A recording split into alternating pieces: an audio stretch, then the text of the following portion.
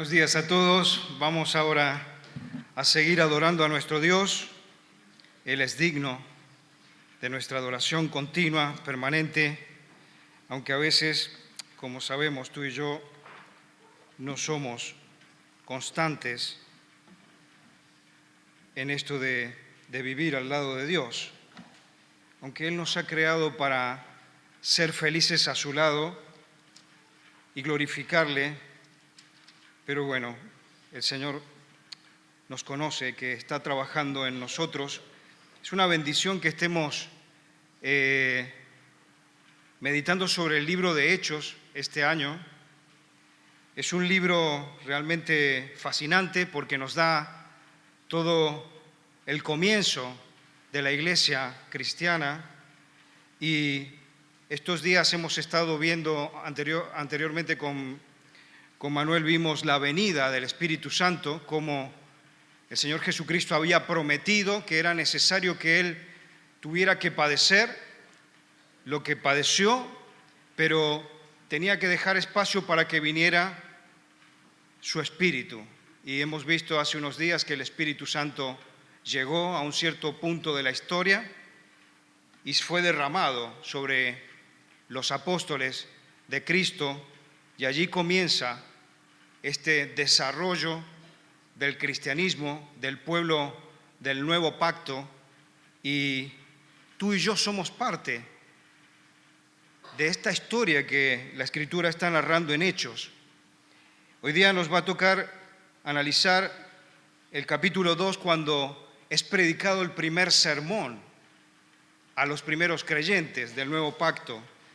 Pero antes de arrancar, me gustaría que ilustremos nuestra mente con un concepto de teoría y práctica, y me parecía muy interesante un vídeo que quiero que compartamos un momentito, porque hoy la meditación tiene que ver con teoría y práctica y la diferencia que hay entre la teoría y la práctica.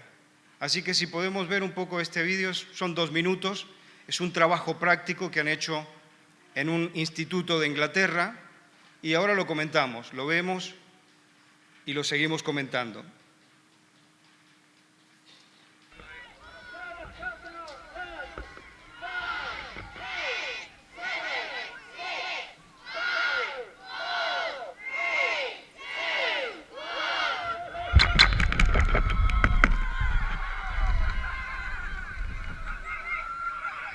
Es un campus en Inglaterra donde un profesor de ciencias coge un reto con su clase, y es lanzar un iPhone en un globo que sube y que va tomando imágenes, y el vídeo es producto de ese experimento que hicieron. El globo subió hasta unos 30 kilómetros en altura, hasta que explota el globo, porque los rayos del sol lo calientan y entonces lo hacen explotar. Habían preparado como un paracaídas.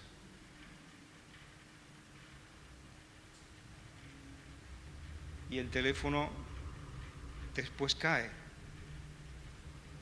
Es interesante porque los que están en docencia están tratando de ver cómo hacer para mejorar el aprendizaje de los que estudian, de los que aprenden a través de este concepto teoría práctica, ¿no? ¿Qué hacemos con los conocimientos? ¿Se tienen que quedar solamente como conceptos abstractos?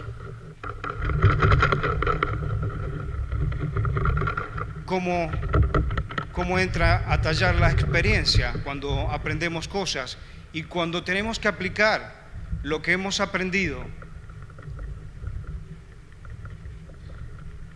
¿Es igual hacerlo solo de teoría? ¿O necesitamos poner en práctica las cosas que vamos aprendiendo? Y esto es lo que vamos a ir meditando en el trasfondo de este texto que nos toca ver esta mañana. Nos vamos a sumergir ya en Hechos capítulo 2, vamos a leer, tienes el el bosquejo aquí, lo ha puesto Armando en la última página. Entonces nuestro texto es Hechos capítulo 2, 14, 42, son 29 versos, lo vamos a leer porque necesitamos como pueblo exponernos a la Escritura. A veces tendemos a hacer un poco una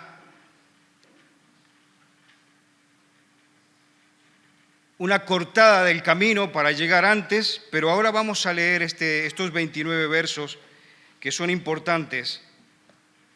Y sabes que como discípulos de Jesús necesitamos leer la Biblia, necesitamos leer la Escritura, porque allí el Señor nos ha dejado conocimiento de quién es Él, sus planes y cómo nosotros tenemos que ir desarrollándonos en su reino.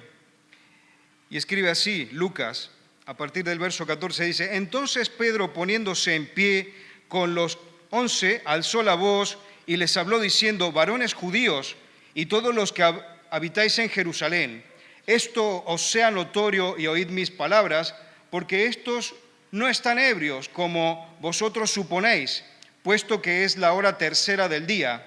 Mas esto es lo dicho por el profeta Joel. Y en los postreros días, dice Dios, derramaré mi espíritu sobre toda carne, y vuestros hijos y vuestras hijas profetizarán, vuestros jóvenes verán visiones, y vuestros ancianos soñarán sueños. Y de cierto, sobre mis siervos y sobre mis siervas en aquellos días derramaré mi espíritu, y profetizarán, y daré prodigios arriba en el cielo y señales abajo en la tierra, sangre y fuego y vapor de humo. El sol se convertirá en tinieblas y la luna en sangre antes que venga el día del Señor, grande y manifiesto. Y todo aquel que invocare el nombre del Señor será salvo. Varones israelitas, oíd estas palabras: Jesús Nazareno, varón aprobado por Dios entre vosotros con maravillas, prodigios y señales que Dios hizo entre vosotros por medio de él, como vosotros mismos sabéis. A este, entregado por el determinado consejo y anticipado conocimiento de Dios, prendisteis y matasteis por manos de inicuos, crucificándole, al cual Dios levantó sueltos los dolores de la muerte, por cuanto era imposible que fuese retenido por ella. Porque David dice de él: veía al Señor siempre delante de mí, porque está a mi diestra, no seré conmovido, por lo cual mi corazón se alegró y se gozó mi lengua. Y aún mi carne descansará en esperanza, porque no dejarás mi alma en el Hades, ni permitirás que tu santo vea corrupción. Me hiciste conocer los caminos de la vida, me llenarás de gozo con tu presencia. Varones hermanos, se os puede decir libremente del patriarca David, que murió y fue sepultado, y su sepulcro está con nosotros hasta el día de hoy.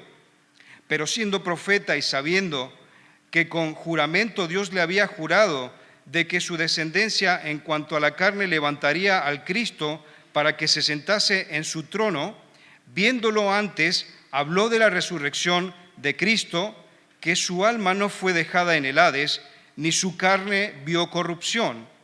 A este Jesús resucitó Dios, de lo cual todos nosotros somos testigos. Así que, exaltado por la diestra de Dios y habiendo recibido del Padre la promesa del Espíritu Santo, ha derramado esto que vosotros veis y oís.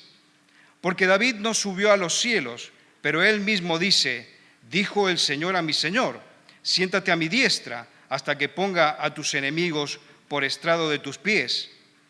Sepa pues ciertísimamente toda la casa de Israel que a este Jesús, a quien vosotros crucificasteis, Dios le ha hecho Señor y Cristo. Al oír esto, se compungieron de corazón y dijeron a Pedro y a los otros apóstoles: varones hermanos, ¿qué haremos? Pedro les dijo: arrepentíos y bautícese cada uno de vosotros en el nombre de Jesucristo para perdón de los pecados, y recibiréis el don del Espíritu Santo, porque para vosotros es la promesa, y para vuestros hijos, y para los que están lejos, para cuantos el Señor nuestro Dios llamare. Y con otras muchas palabras testificaba y les exhortaba diciendo: sed salvos de esta generación perversa. Así que los que recibieron su palabra fueron bautizados y se añadieron aquel día como 3,000 personas y perseveraban en la doctrina de los apóstoles, en la comunión los unos con otros, en el partimiento del pan y en las oraciones. Es un texto largo que hemos leído, pero creo que es importante que lo leamos. Nos cuesta leer la Biblia, nos cuesta leer y meditar la Biblia, nos cuesta entender lo que el Señor ha dejado allí para que nosotros podamos conocerle a Él, entenderle. Esta semana hemos estado, como decía Merche, en la Semana Unida de Oración, una semana importante porque toda la iglesia en Europa está unida, orando sobre unos mismos temas que se ha puesto de acuerdo la Alianza Evangélica Europea y Española. Y durante cada día el Señor nos ha confrontado con distintos héroes que nosotros llamamos héroes de la fe. Pero era interesante ver en cada uno de esos héroes que son igual que nosotros, hombres normales, con debilidades, con fortalezas, pero en cada uno de ellos hemos visto cómo el Señor ha trabajado. Entonces, que se aliente nuestro corazón, porque no somos diferentes de cada uno de estos héroes. Y sin embargo, el Señor tiene un plan para ti, para mí, y tienes que pensar hoy día cómo el Señor quiere hablarte a través de este texto de Hechos capítulo 2. Como decía, hace unos días Manuel nos habló sobre cómo el Espíritu vino. Se les había dicho a los apóstoles que tenían que quedarse en Jerusalén, Hechos 1, 4, 8, y tenían que esperar que viniera la promesa que había hecho el Señor Jesucristo. Y aquí estaba en los días de Pentecostés, es que estamos hablando a nivel de la línea del tiempo. Era día de Pentecostés y el Pentecostés era una fiesta que celebraban los israelitas, era uno de los festivales que ellos tenían y tenía base en Levítico 23 y Deuteronomio 16.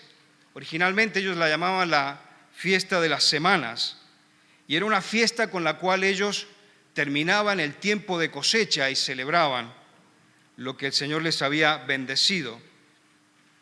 Y entonces se encontraba allí toda esta gente con la cual compartían los discípulos, los 12 estaban allí y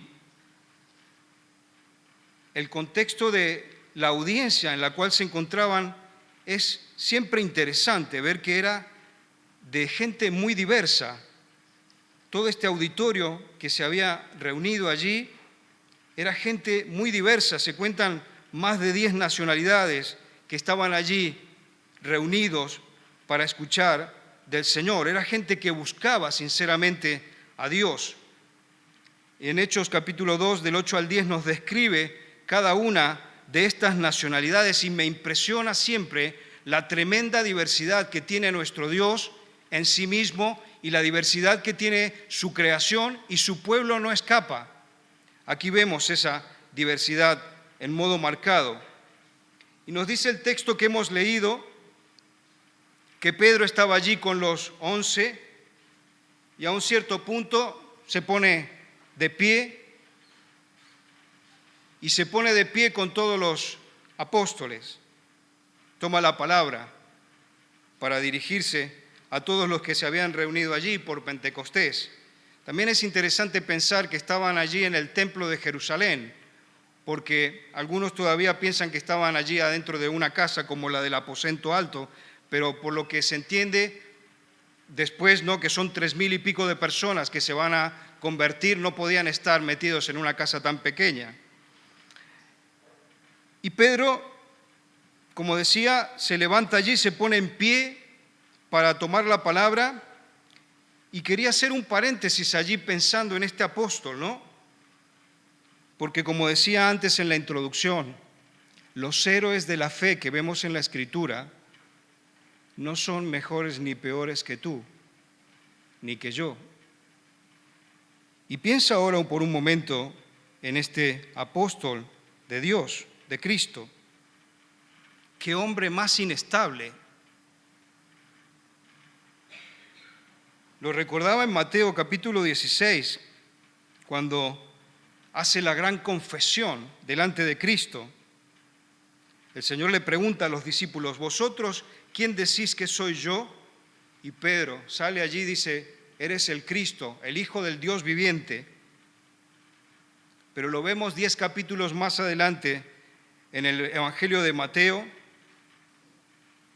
y está negando al Señor Jesucristo. Y negándolo de una manera realmente muy fea. ¿No te identificas con Pedro? Yo sí me identifico.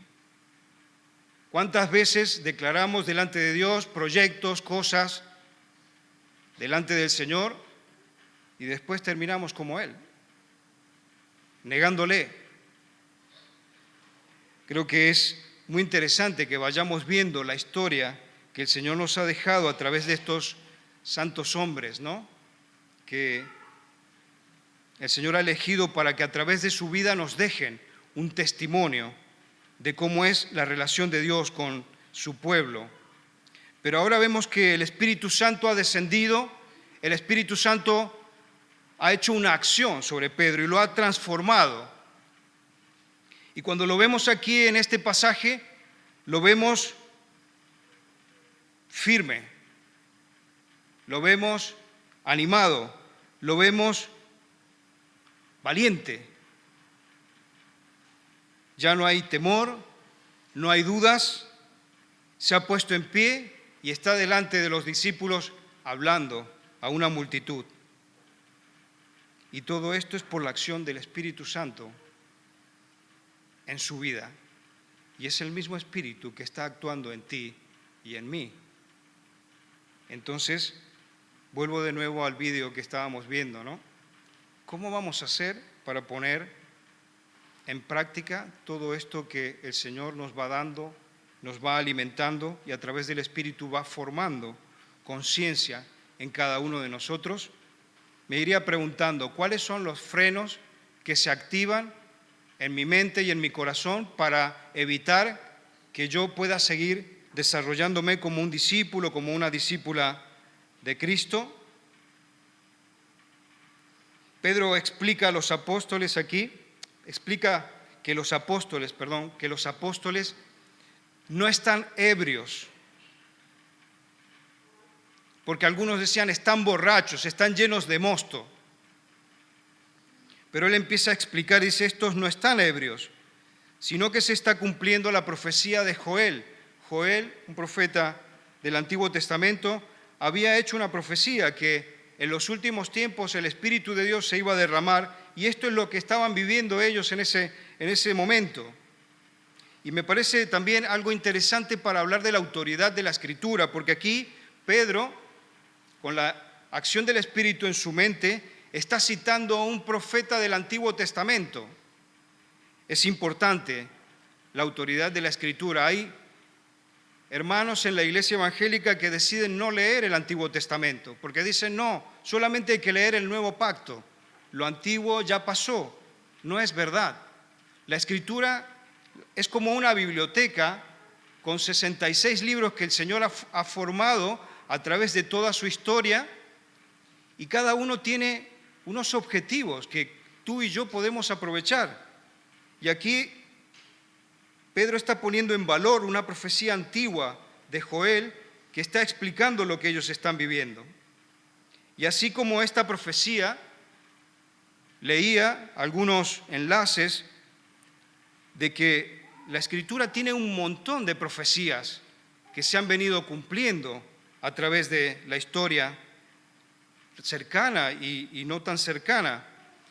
Y tiene muchísimas profecías acerca de Cristo que se han hecho realidad, sobre la historia, que han sido cumplidas. Me venía a la memoria la profecía de Daniel respecto de esta estatua que Daniel, el Señor le hace ver, y cómo eso significa los distintos imperios históricos que se han ido dando a través de la historia que estudiamos. Entonces, la autoridad de la Escritura, muy importante que meditemos. Alguno te puede preguntar hoy en día, ¿crees en el infierno? ¿Qué vamos a responder? ¿Crees en el infierno? ¿Crees en el cielo? Esta semana hemos estado hablando, toda la semana, que Dios ha preparado una casa celestial, una morada celestial para nosotros. Muchos nos tachan de ilusos, de que son fábulas, pero eso está escrito en la Biblia.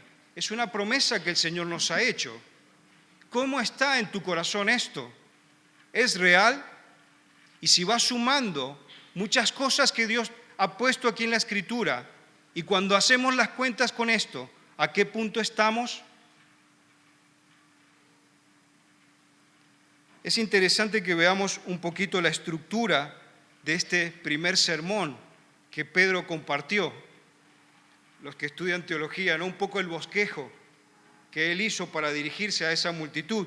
Es un bosquejo simple. Vemos que hay 4 puntos que está tocando. En principio expone Pedro sobre Cristo, que fue un hombre aprobado por Dios. Les hace recordar a todos las maravillas, los milagros que había hecho en todo su ministerio. Punto 2, les hace recordar que fue entregado, pero aquí deja entrever que no fue solamente la decisión política, religiosa del momento, sino que fue con el soporte de Dios.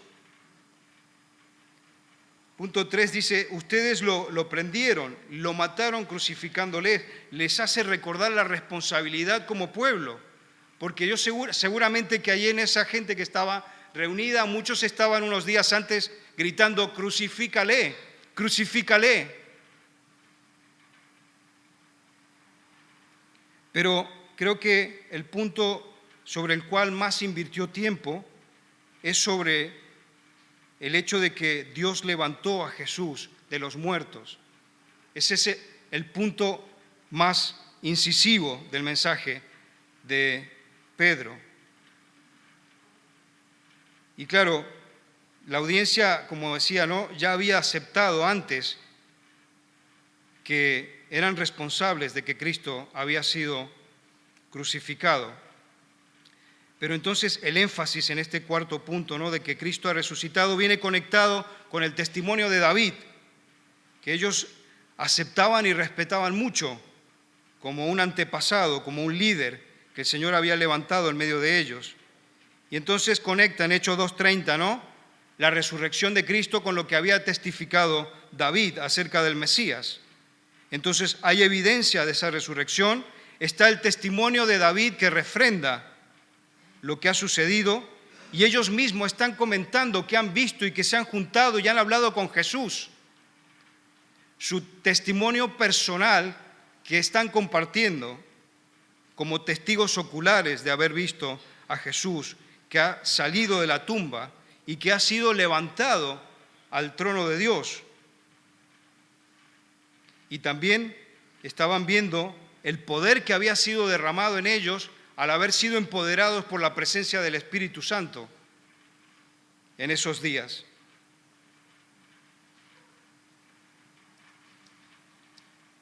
¿Y qué pasa con esta audiencia? ¿Cómo reacciona ante toda esta exposición que está haciendo Pedro?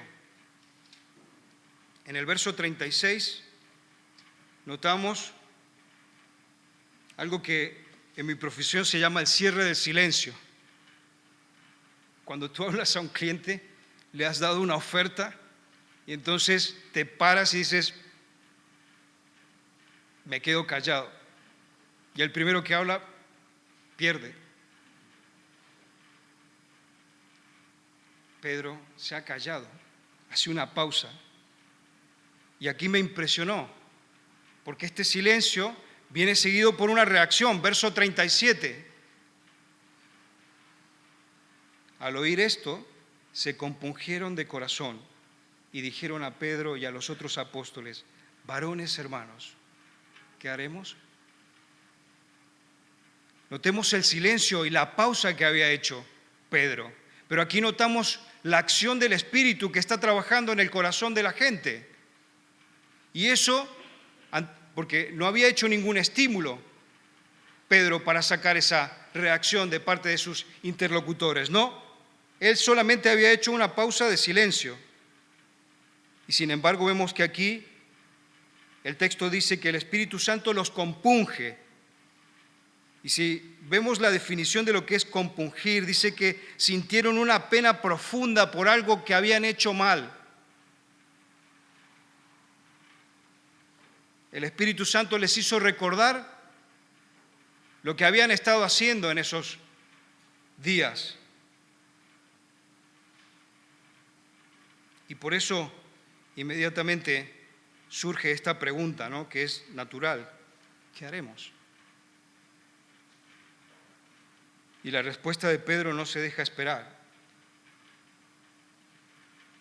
Y movido por el Espíritu Santo, la orden es: arrepentíos y bautícense.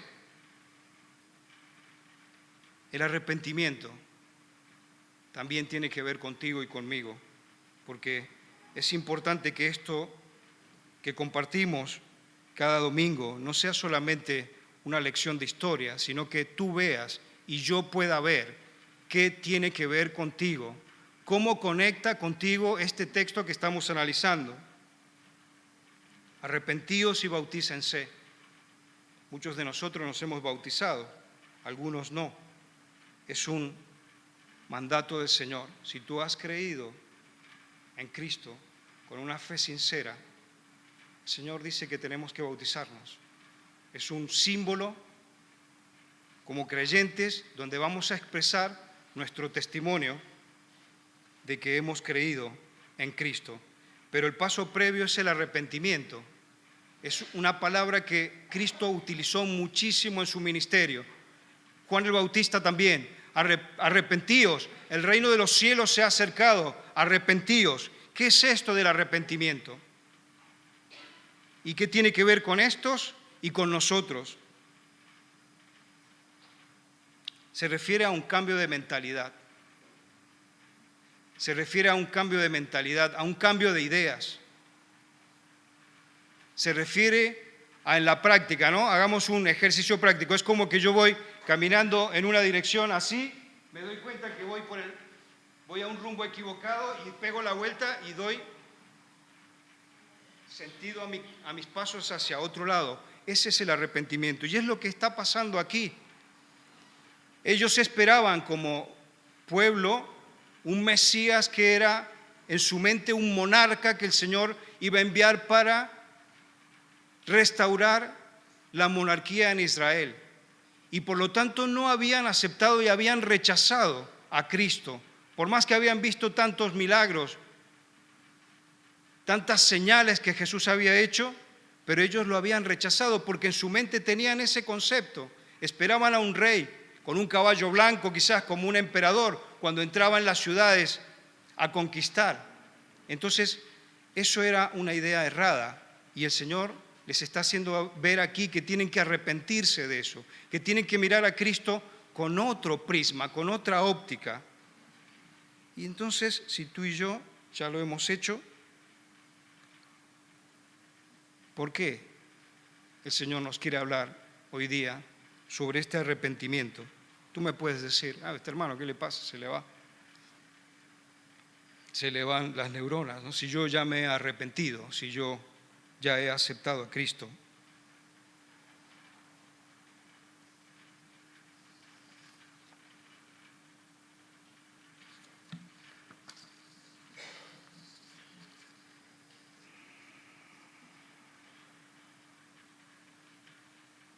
Pablo decía: para mí el vivir es Cristo,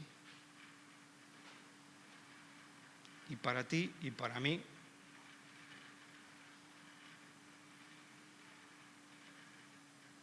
cuando vemos la acción del Espíritu, recordamos que Jesús dijo un día: es necesario que el Espíritu venga, porque Él tomará de mí y os lo hará saber. ¿qué es lo que tomará de Jesús?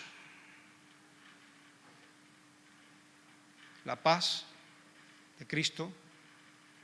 No es que el Espíritu se iba a inventar una paz nueva, iba a ser largarnos rayos de paz. La paz de Cristo la toma y nos la da a nosotros. Pero eso implica que tiene que haber una comunión íntima con Cristo. La perseverancia, la lealtad. Piensa en todos los atributos de Cristo. El Espíritu los está tomando de Jesús y quiere aplicarlo a tu vida y a mi vida, porque el Evangelio dice que Jesús tiene que ser formado en cada uno de nosotros, y ese es el proceso que estamos viviendo en este instante. Y entonces, ¿qué pasa? Que hay tantos frenos que se activan en nuestras vidas y que no permiten que el Espíritu forme en nosotros a Cristo. Yo creo que el problema que estamos teniendo a fecha de hoy, si nos comparamos con estos que estaban escuchando allí, es que el concepto de Cristo en nuestras vidas es muy teórico, es muy intelectual. De hecho, con varios hemos hablado sobre un problema actual que hay en la iglesia que se llama la obesidad espiritual. La obesidad espiritual implica de que sabemos muchísimas cosas de la Biblia, mucha teología, mucha erudición, pero en la práctica fallamos mucho. Y creo que es algo que nos tenemos que plantear en esta mañana, porque la misma Escritura dice, ¿no?, sobre el enemigo de Dios, sobre Satanás. Dice que él también le conoce y lo conoce perfectamente como es y tiembla delante de Dios. Pero tú y yo, ¿qué vamos a hacer? Le conocemos mucho a nivel intelectual, pero no vivencial. ¿Cuánto nos cuesta leer la Biblia cuando el Señor nos dice que es la fuente de nuestro alimento? ¿Cuánto nos cuesta meditar en la Escritura cuando sabemos de que es muy importante no solamente leer así de pasadita, sino aferrar los conceptos que Dios tiene para cada uno de nosotros? Porque eso es lo que el Espíritu Santo luego va a usar para transformar nuestra mente y nuestro corazón. Esto da origen no solamente a fecha de hoy, porque el Señor denuncia a su pueblo, nos denuncia al Señor. El Señor no se corta y nos denuncia. A un cierto punto, en Isaías 29, vemos cómo el Señor le habla a su pueblo. Y el otro día también Mark le tocó, estamos meditando Isaías los viernes, que te animo para que te unas a ese tiempo de meditación. Pero, por ejemplo, en Isaías 29:13, si lo quieres leer conmigo, dice, el Señor dice, porque este pueblo se acerca a mí con su boca y con sus labios me honra, pero su corazón está lejos de mí y su temor de mí no es más que un mandamiento de hombres que les ha sido enseñado. El Señor está activo en su relación con nosotros. Está en silencio, pero está activo. No es un Dios pasivo. Y denuncia a su pueblo. Dice que muchas veces estamos solamente hablando de boca, pero nuestro corazón, Él mismo lo declara con todas las letras, está lejos de mí. Y el otro día Mark también nos hablaba sobre el texto del capítulo 1, cuando el Señor dice que se enoja. Dice, ¿por qué venís con tantos sacrificios? Los aborrezco, no los quiero ver. Se vive una religión superficial, una religión hipócrita, Y creo que esto es algo que el Señor nos hace pensar esta mañana. No he podido dejar de conectar esto con otro texto en el Apocalipsis. Si lo quieres leer también conmigo, es bueno que lo leamos. Apocalipsis capítulo 3. Es un momento que el Señor Jesús está enviando unos mensajes a las iglesias. Y en el 14:22, 3:14-22, está hablando a una iglesia que es la de Laodicea. Y el Señor le escribe esto, dice: y escribe el ángel de la iglesia en Laodicea: he aquí el amén, el testigo fiel y verdadero, el principio de la creación de Dios, dice esto: yo conozco tus obras, que ni eres frío ni caliente. Ojalá fueses frío o caliente, pero por cuanto eres tibio y no frío ni caliente, te vomitaré de mi boca. Porque tú dices: yo soy rico y me he enriquecido y de ninguna cosa tengo necesidad. Y no sabes que tú eres un desventurado, miserable, pobre, ciego y desnudo. No se lo escribe a la iglesia de Vilanova, pero no he podido dejar de conectar mi vida como iglesia a este mensaje tan tremendo que el Señor envía a esta iglesia. Y analizando un poco el trasfondo de esta iglesia, era una ciudad muy pujante, Laodicea muy rica, y la iglesia también tenía un poco esas características, ¿no? Una iglesia bienestante. Creo que también es una iglesia donde se podrían haber jactado por haber tenido buenos enseñantes, buenos predicadores, recursos para moverse. Y entonces la iglesia se había creído, ¿no? Se había creído que era rica. Pero el Señor Jesús termina diciéndole a la iglesia, ¿no? Pero no te has dado cuenta que eres un desventurado, un miserable y un pobre y desnudo. ¿Por qué? Porque la presencia de Cristo estaba fuera de la iglesia. ¿Cuál es el problema que hay aquí? El problema es el orgullo. El orgullo que sentía esta iglesia de ser quien era. Y nosotros tenemos que tener mucho cuidado, porque somos una iglesia de mucha tradición, llevamos muchos años, por la gracia de Dios, llevamos muchos años. Pero eso no tiene que ser un motivo de orgullo delante del Señor. Lo que tenemos que pensar es cómo vamos a centrar nuestra mirada en Cristo, cómo vamos a depender de Él. ¿Cómo vamos a depender de la acción del Espíritu Santo? Porque nuestras tradiciones nos van a llevar simplemente a una religiosidad superficial que el Señor rechaza. Nos llevaría a una autosuficiencia de que no le necesitamos a Él. Y eso es una ofensa para Dios. Estamos insultando si seguimos por ese camino. Y es por esto que a esta iglesia se le envió el mensaje más severo que a todas las iglesias que se les había escrito. Creo que es importante que meditemos esto porque estamos en una época complicada a nivel general y también como iglesia creo que es importante que lo meditemos. Aquí el texto avanza y dice que esta gente, después de arrepentirse, se bautizaron unos 3,000 hombres que comenzaron a seguir al Señor. Y el verso 42 me da pie para hacer una pausa para entrar en el otro bloque del culto de hoy.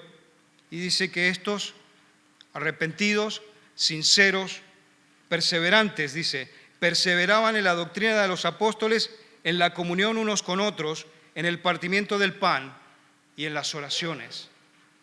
Pararé aquí, daremos paso ahora al otro tiempo de adoración. Es un tiempo donde adoramos al Señor a través de esos símbolos que Él nos ha dejado como un legado.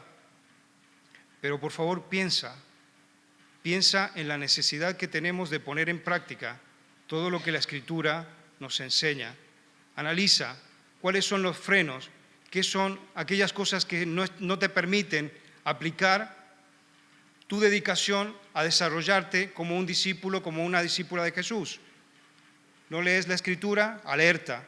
Si no leemos la Escritura, problema. No meditamos la Escritura, alerta.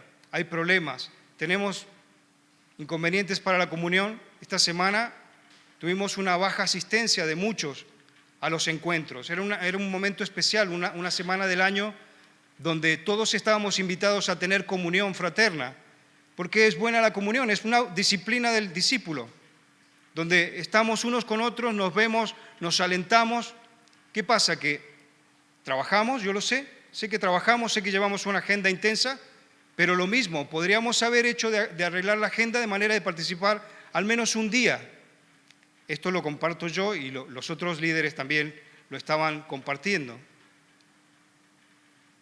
Por favor, analiza qué está frenando en tu corazón para no desarrollarte como el Señor ha pensado de ti y de mí, para que seamos, como decía uno de los puntos, ¿no?, de la oración, que seamos esos luminares que el Señor quiere que seamos, allí donde Él nos pone. Pero si nosotros no avanzamos, no desarrollamos, no dejamos que el Espíritu Santo ilumine a través de nosotros, el Señor no puede hacer crecer y extender el reino de los cielos por medio de su iglesia. Y es el reto, como oraba ayer Dani Nuño en la reunión de allí, que el Señor cuenta contigo y conmigo para poder extender el reino. Pero si está todo esto allí y tú a lo mejor te contentas solamente, si voy a ir el domingo a la iglesia, ya está todo bien, ¿no? Me siento allí, escucho lo que me han preparado y mi conciencia está tranquila. Pero no se trata de eso, el cristianismo va mucho más allá que a contentar tu conciencia. Y ahora vamos a recordar, por eso el Señor nos ha dejado los símbolos. Vamos a recordar lo que Él ha hecho para que tú y yo podamos estar aquí.